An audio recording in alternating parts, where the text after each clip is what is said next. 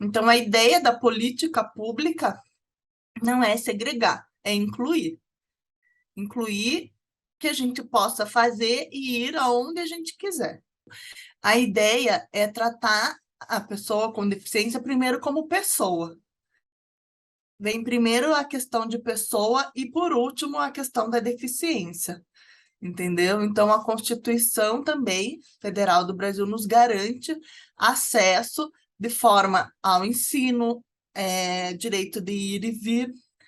Então, acesso a todos os locais, seja de trabalho, seja escola, seja qualquer outra função, para que a pessoa tenha a dignidade da pessoa humana.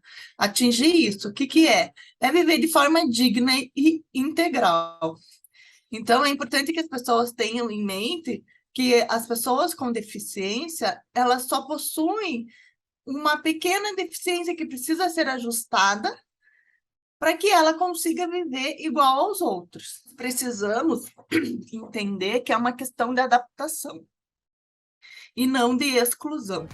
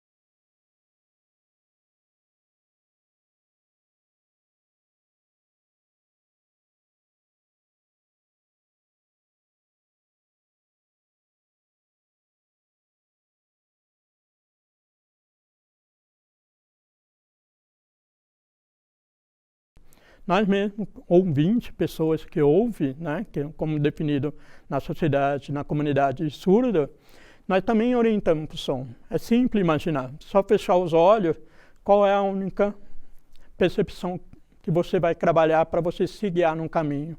É através do som.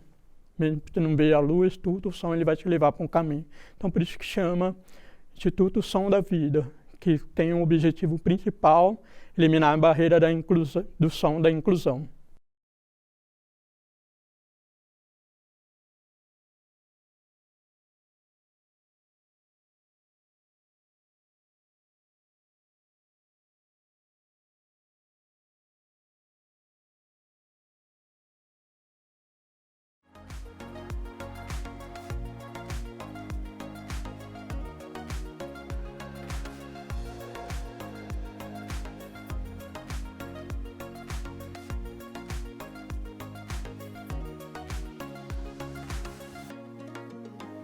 Nós não temos estrutura hoje no Brasil para possibilitar. Por exemplo, na área jurídica, você vai numa audiência, não tem disponível alguém ali que faça intérprete de Libras, por exemplo. Então, você tem que estar requerendo no processo, você tem que solicitar, e isso é em cartório, isso é em restaurantes. A gente não tem uma cultura de Libras na educação, né? A gente não cresce educado para compreender Libras, o que faz com que as pessoas fiquem, né, bem isoladas.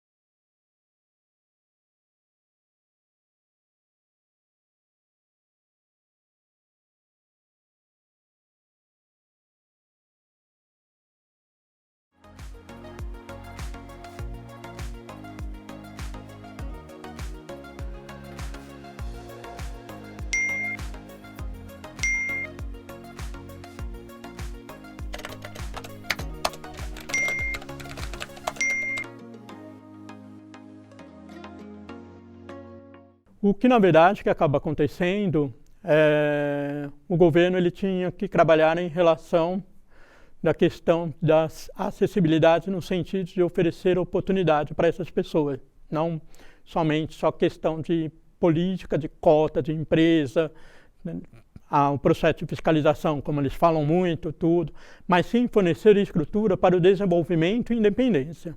Eu vejo que nesse sentido, né, quando uma pessoa com deficiência auditiva ela consegue a independência financeira, que é um propósito do Instituto, trabalhar com essa independência, onde ele vai criar a renda, ter a independência financeira, poder comprar e não ficar limitado a uma aposentadoria, a um benefício do governo, isso acaba desenvolvendo uma sociedade mais forte. Acho que nós estamos, assim, numa escala de 0 a 10, nós estamos no 1, em termos de desenvolvimento e acessibilidade. Então, é preciso ter voz, é preciso explicar para o outro do que eu preciso.